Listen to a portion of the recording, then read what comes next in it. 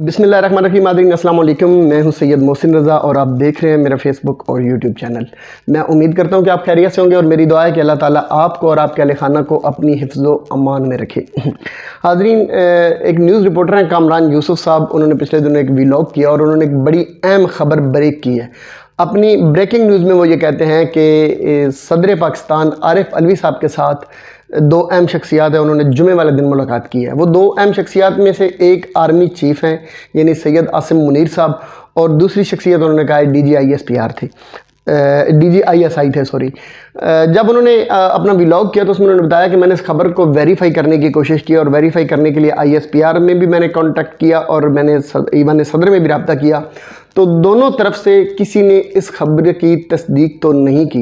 लेकिन वो कहते हैं कि जब मैंने इस खबर को कहते हैं कि चेक किया है या क्रॉस चेक किया है, तो उस वक्त मुझे इस ज़राए से ये मालूम हो गया है कि ये ख़बर दुरुस्त है, यानी मुलाकात की हद तक की जो ख़बर है वो दुरुस्त है। अच्छा, वैसे ये कोई इतनी मुश्किल बात है भी नहीं यह कि इस पर यकीन ना किया जाए कि अगर आर्मी चीफ़ और DGISI अगर ईवान सदर में जाते हैं तो इतना तो कम से कम क्रॉस चेक किया जा सकता है। तो ये कहना कि ये खबर बिल्कुल झूठी होगी, ये तो नहीं हो सकता। अगर कामरान यूसुफ साहब इसके बारे में ये कह रहे हैं कि मैंने क्रॉस चेक किया है, तो ये मुलाकात की हद तक ये बात दुरुस्त है बिल्कुल। और वो ये ज़रूर कह सकते हैं कि मुलाकात में बातें क्या हुई हैं इनका मुझे नहीं पता, लेकिन वहाँ उनका जानना और सदर से मुलाकात करना, यहाँ तक तो इसको खैर क्रॉस चेक किया जा सकता है। आपको पता है कि ईवान सदर में सदर साहब का जो ऑफिस है वो चौथे फ्लोर पर है, और चौथे फ्लोर पर अगर आर्मी चीफ़ और DGISI गए हैं तो यकीनन फिर दूसरी कोई वजह नहीं हो सकती, वो सदर आरिफ अलवी साहब के साथ मुलाकात के लिए ही गए हैं।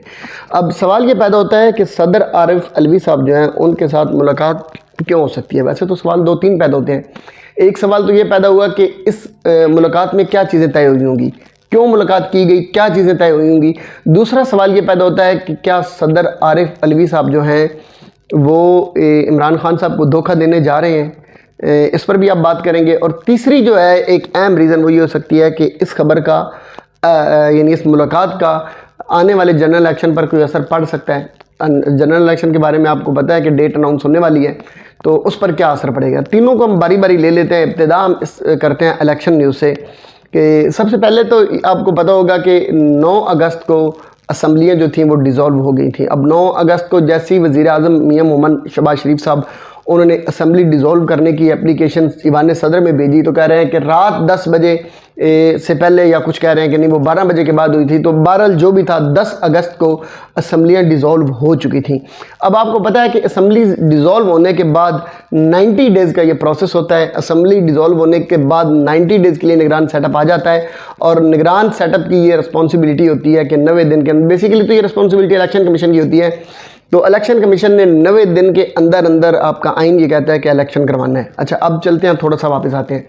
फ़र्ज़ करें 10 तारीख को असम्बलियाँ डिज़ोल्व हुई हैं, तो ये 9 नवंबर की ये डेट बनती है, यानी 9 नवंबर को 90 दिन पूरे हो जाएंगे, और इन 9 नवंबर से पहले पहले इलेक्शन करवाना होगा। अब इस इलेक्शन के लिए क्या करना है, इलेक्शन के लिए एक पूरा प्रोसेस होता है। इलेक्शन सबसे पहले होता यह है कि सदर साहब जो हैं वो इलेक्शन कमीशन को ख़त लिखते हैं, और उसके बाद मिल के एक डेट अनाउंस की जाती है। अगर इलेक्शन कमीशन डेट अनाउंस नहीं करता तो ये सदर की सवाबदीद है कि वो कोई भी डेट अनाउंस कर सकते हैं। ठीक हो गया, अब यहाँ तक बात समझिएगा। अब डेट अनाउंस होती है, जो भी वो डेट अनाउंस करते हैं, उसके बाद इलेक्शन कमीशन जो है वो कहता है कि मुझे उसके बाद 54 डेज़ चाहिए होते हैं। उसके अंदर वो सारे मामलात जो होते हैं, उसमें सिक्योरिटी के मामलात भी देखने होते हैं, बैलेट बॉक्स ETC, उनके लिए जो इलेक्शन के लिए जो पोल बनाए जाते हैं वो देखने होते हैं। मतलब बेशुमार पूरे मुल्क के अंदर इलेक्शन है, चूँकि चारों सूबों का भी इलेक्शन होता है, तो उन्होंने फिर पूरे का पूरा सेटअप जो है उसका जायज़ा लेना होता है, और इलेक्शन करवाने के लिए वो कहते हैं कि हमें 54 डेज़ चाहिए। यानी आइन उन्हें ये कहता है कि 54 डेज़ के अंदर अंदर इलेक्शन कमीशन जो है वो इलेक्शन करवाएगा।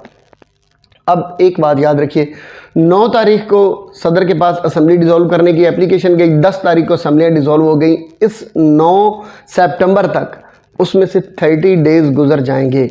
जब 30 डेज़ गुजर जाएंगे तो पीछे आपके पास 60 डेज़ बाद जाएंगे। अगर आज के दिन तक हम देखें तो आज जब मैं आपसे ये बात कर रहा हूँ तो आज 2 सितंबर है, यानी आप ये कह लें कि इस वक्त 67 डेज़ इनके पास हैं टोटल।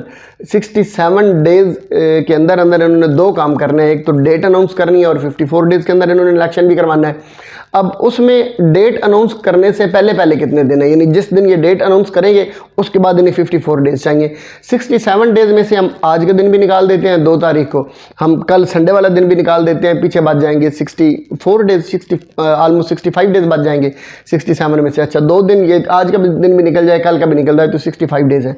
अब ये तो 65 डेज़ के अंदर अंदर एक तो डेट अनाउंस करनी है, एक इलेक्शन कमीशन ने पूरा इलेक्शन करवाना है। अब उसमें से आपने 54 डेज़ वो निकाल देने हैं कि यानी 54 डेज़ ये वो दिन हैं जिनके जो इलेक्शन कमीशन को चाहिए हर हाल में। अब आप अगर 65 में से 54 डेज़ निकाल देते हैं तो पीछे आपके पास टोटल बचते हैं 10 दिन, यानी 11 दिन है, उसमें एक फिर बीच में एक और संडे आ जाएगा, तो 10 दिन आपके पास टोटल टाइम है। इन 10 दिनों के अंदर अंदर डेट अनाउंस करनी है, सदर ने हर हाल में करनी है। अगर आज के दिन की डेट हमने कहनी यानी मंडे से अगर हम ये काउंटिंग शुरू करें तो ऑलमोस्ट जो सदर साहब के पास टाइम बचता है वो अगले ट्यूसडे तक बचता है, यानी कल जो परसों जो मंडे होगा, यानी आज 2 तारीख है, 3, 4 और 5 तारीख के बाद अगले मंडे तक, यानी 5, 6, 7, 8, 9, 10, 11 और 12 तारीख से पहले पहले सदर साहब ने डेट अनाउंस करनी है, हर हाल में करनी है। अगर वो 12 तारीख तक डेट अनाउंस नहीं करते हैं तो इसका मतलब ये होगा कि इलेक्शन कमीशन जो है उसके पास फिर टाइम नहीं बचता, क्योंकि वो 54 डेज़ से ऊपर प्रोसेस चला जाता है। 54 डेज़ उन्हें चाहिए होते हैं इलेक्शन करवाने के लिए। 54 डेज़ से जब वो आगे निकलेंगे तो 90 डेज़ से ऊपर चला जाएगा और ये बेसिकली आइन जो उसकी खिलाफ वर्जी हो जाएगी। इससे पहले एक चीज़ मैं आपसे शेयर करता चलूँ, आपको पता होगा कि पिछले दिनों आरिफ अलवी साहब ने एक ट्वीट की थी, उस ट्वीट के ऊपर मैंने एक वीडियो भी की थी, मैं इसमें उसका लिंक भी शेयर कर दूंगा। मैंने ये कहा था कि सदर साहब, ये हो ही नहीं सकता कि सदर साहब को पता ही ना हो कि साइन हो गए हैं, कानून बन गया और वो चली गए हैं, दोनों लॉ जो है वो पास कर दिए गए और सदर को पता ही नहीं है। मैंने ये कहा था कि ये सदर साहब की जो ट्वीट है ये बेसिकली निकलने का जरिया है, अवामी प्रेशर जो आगे आने वाला है। अच्छा एनीवे, अब एक चीज़ तो ये है कि सदर साहब से ये मुलाकात क्यों की जा सकती है। दूसरी बात यह है कि क्या सदर साहब जो हैं वो इमरान खान साहब के साथ धोखा करने जा रहे हैं। तो मेरा तज्जिया ये है कि ये जो मुलाकात है ये बिल्कुल उसी कड़ी का एक सिलसिला है, इसका हिस्सा है कि सदर साहब धोखा करने जा नहीं रहे हैं, बल्कि सदर साहब धोखा कर चुके हैं। और ये पिछली ट्वीट उन्होंने की थी वो बेसिकली उसी धोखे का एक शाखसाना था, क्योंकि सदर साहब ने ट्वीट की, उसके बाद उनके प्रिंसिपल सेक्रेटरी ने के भाई एक स्टेटमेंट आ गई थी, उन्होंने कहा था कि ये ऐसा बिल्कुल भी नहीं हुआ। सदर साहब ने खुद साइन करके दी और वो कानून पास हुए। सदर साहब कहते हैं कि मैंने साइन नहीं किए। आपने अगर साइन नहीं किए तो आपने कोई स्टेटमेंट साथ लिखी होगी, एतराज़ लगा के आपने वापस भेजना था। आपने एतराज़ वो लगाया तो उसका कोई ना कोई प्रूफ होना चाहिए था, वो प्रूफ आप नहीं दे सके, बल्कि आपने एक सिंपल ट्वीट कर दिया। और ट्वीट करने से आपने ट्वीट भी सिर्फ इसलिए किया कि लोग ये समझे कि देखिए सदर साहब तो इसके खिलाफ थे, क्योंकि आपने कहा जो लोग इसके कानून की जद में आएंगे मैं उनसे माफ़ी चाहता हूँ। कानून की जद में किसने आना था? इमरान खान ने आना था या शाह महमूद कुरैशी साहब ने आना था, और वो दोनों आ भी गए हैं इस कानून की जद में। आप एडवांस में माफिया इसलिए मांग रहे थे कि पीटीआई के जो वर्कर अभी तक इस खुशगुमानी में है या गलतफहमी में है कि सदर साहब तो हमारे साथ हैं या हमारे सदर हैं, वो अभी इसी अंधेरे में रहें और आगे जितने भी मैंने काम डालने हैं वो मैं सारे काम डाल दूं। अब होने क्या लगा है कि सदर साहब जो हैं उनके साथ आर्मी चीफ ने और DGISP ISI ने मुलाकात की है। इस मुलाकात में जो चीज़ें तय हो सकती हैं वो एक सबसे इंपॉर्टेंट चीज़ है, वो एक है जो मुझे समझ आ रही है, वो है लेवल प्लेइंग फील्ड। आपको पता होगा कि मरियम नवाज जब भी अपने जलसे तक, वैसे तो उन्होंने जून के बाद कोई पॉलिटिकल एक्टिविटी नहीं की है, जैसे वो मायूस हो गई हैं, एनीवे वो जब भी करती थी वो कहती थी मुझे लेवल प्लेइंग फील्ड चाहिए। अब उनकी कमिटमेंट थी मरियम नवाज शरीफ के साथ, तो उन्होंने लेवल प्लेइंग फील्ड तो उन्हें बना के देना है। उस लेवल प्लेइंग फील्ड के लिए ज़रूरी है कि मियां नवाज शरीफ साहब जो हैं वो वापस पाकिस्तान में आएँ और तमाम केसेस जो हैं वो इनसे बिल्कुल पवित्र और पाक और साफ़ हो गए। यानी कि हम ये समझ लें कि कोई एवन फील्ड दुनिया में एग्जिस्ट ही नहीं करते हैं ही नहीं। कोई इनकी शुगर मिले नहीं है, कोई इनके इंडियन जासूसों के साथ लिंक नहीं है, कोई उन्होंने मुल्क नहीं लूटा, कोई उन्होंने करप्शन नहीं की, वो सब कुछ खत्म हो गया। फिर उसके बाद तो मियाँ साहब आ सकते हैं। अदरवाइज मियाँ साहब को आने के लिए सबसे बड़ा जो मसला होगा वो क्या होगा। अब अगर सदर साहब, उनके पास टोटल मैंने कहा 10 दिन बचते हैं, 10 दिनों के अंदर अंदर उन्होंने डेट अनाउंस करनी है। फ़र्ज़ करें कि वो परसों डेट अनाउंस कर देते हैं मंडे वाले दिन अगर डेट अनाउंस हो जाए तो उसके बाद उनके पास 8 दिन है टोटल। उन 8 दिनों में, अच्छा जब डेट अनाउंस हो जाती है तो कैंडिडेट जो है उसके पास टोटल 6 दिन का टाइम होता है। 6 दिनों के अंदर अंदर उन्होंने अपने कागजात नामजदगी जमा करवाने होते हैं, फिर उन पर आगे जो भी प्रोसेस होता है वो अलग बात है। जो 6 दिन के अंदर अंदर कागजात नामजदगी जमा नहीं करवाता वो इलेक्शन की दौड़ से बाहर हो जाता है। अब मियाँ साहब जो हैं उनके पास यानी अगले सोमवार से लेकर आगे 6 से 8 दिन टोटल बचते हैं। उन 8 दिनों के अंदर अंदर उन्होंने अपने कागजात नामजदगी जमा करवाने हैं। लेकिन इस टाइम मसला यह है कि मियाँ साहब जो हैं वो पूरी ज़िंदगी के लिए इलेक्शन लड़ने के लिए नाअहल करार दिए गए हैं। वो नाअहल हैं, वो इलेक्शन लड़ नहीं सकते। उनके पास टाइम बच रहा है टोटल 6 से 8 दिन का। इन 6 से 8 दिनों के अंदर अंदर उन्होंने यानी मंडे से लेकर आगे उन्होंने वापस पाकिस्तान भी आना है। उन्होंने अपने केस जो है उनको फेस भी करना है और उनको फेस करने के बाद उनसे उन्होंने बाइज्जत बरी भी होना है और 6 दिनों के अंदर अंदर बरी होने के बाद उन्होंने अपने कागजात नामजदगी जमा भी करवाने हैं। अगर वो ये सारा प्रोसेस 6 दिनों के अंदर अंदर नहीं कर सकते तो उसका मतलब ये होगा कि मियाँ साहब जो है वो इलेक्शन की दौड़ से आउट, वो इलेक्शन नहीं लड़ सकते, नायल के नायल ही हैं। मसला क्या आ रहा है? मसला ये आ रहा है कि 20 तारीख तक उमर अता बंदयाल साहब बैठे हुए हैं। जब तक उमर अता बंदयाल साहब तशरीफ फरमा है तब तक ये माई का लाल कोई है ही नहीं जो मियाँ नवाज शरीफ साहब जो हैं वो उन्हें बिला वजह का रिलीफ दे और मुल्क के साथ कोई इनके साथ कोई खिलवाड़ हो सके ना वो करने दे रहे हैं। वो इस वक्त बिल्कुल डटे हुए हैं अपने मुहाज पर जो भी दिन है और वो भी यही चाहते हैं कि जितने दिन मेरे हैं मैं इस मुहाज पे तो डटा रहूँ ना, बाकी जो मामला हैं वो फिर वक्त आने पर देखे जाएंगे। तो अब मसला क्या है? मसला ये है कि उमर अता बंदयाल साहब जो हैं वो 20 तारीख तक मौजूद हैं। जब तक वो मौजूद है मियाँ साहब पाक साफ हो नहीं सकते और जब तक मियाँ साहब पाक साफ हो नहीं सकते तब तक इलेक्शन लड़ नहीं सकते। इलेक्शन उन्होंने लड़ना है। अब 6 दिन उससे पहले उमर अता बंदयाल साहब के जाने से पहले इलेक्शन कमीशन को डेट अनाउंस करनी है या सदर साहब को डेट अनाउंस करनी है। अगर वो डेट अनाउंस नहीं करते तो इलेक्शन में कॉन्स्टिट्यूशन जो है उसकी खिलाफ वर्जी हो जाएगी और कॉन्स्टिट्यूशन की अगर वो मुकर्ररा मुद्दत है उससे बाहर जाएंगे तो उनके पास आइन शिकनी का उनके पास मसला बनेगा।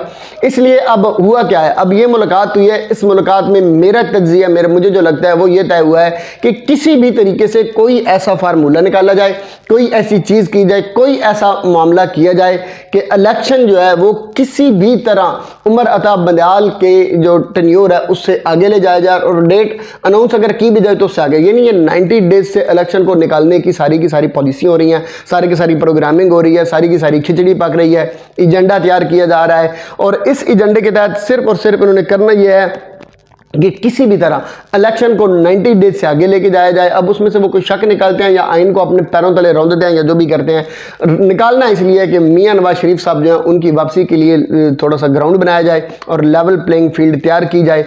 उस प्लान के तहत कि मियाँ साहब जब वापस आए तो फिर उन्हें दोबारा चौथी मरतबा वज़ीर आज़म बनाया जाए और वो पाकिस्तान को एक मरतबा फिर अंधेरों में धकेलने के लिए, जो ऑलरेडी अंधेरों में धकेलने के लिए वो तैयार हो जाएं। ये कमिटमेंट चूँकि मरियम के साथ है और कमिटमेंट ऐसी क्यों की गई, अब इनकी मजबूरी क्या थी वो तो हमें भी नहीं पता, वो मरियम खुद बेहतर जानती हैं या कमिटमेंट करने वाले बेहतर जानते हैं। लेकिन जो भी है इस वक्त जो है आरिफ अलवी साहब के बारे में ये बिल्कुल आज तक 30 दिनों में डेट अनाउंस ना करना और यहाँ तक मामलात लेके आना और अब ये दूसरी तीसरी मुलाकातें और इसके बाद एक नई अब कोई ट्वीट आ जाएगी या कोई नया कोई हंगामा या ड्रामा को खड़ा किया जाएगा, जो भी किया जाएगा ये सारी की सारी इस बात पर दलील देती है। मेरे पास चूँकि खबर नहीं है, मेरे तज्जिया मुझे ये लग रहा है कि सदर आरिफ अलवी साहब जो हैं वो मोहतरम इमरान खान साहब को धोखा दे चुके हैं, इमरान खान साहब के साथ नहीं है। सदर आरिफ अलवी साहब को तहरीक इंसाफ जो है वो अपना बंदा समझना छोड़ दे, क्योंकि इस वक्त जो प्रेसिडेंट भी बैठा हुआ है वो समझ लें कि PDM का ही है और PDM का हिस्सा बन चुका है।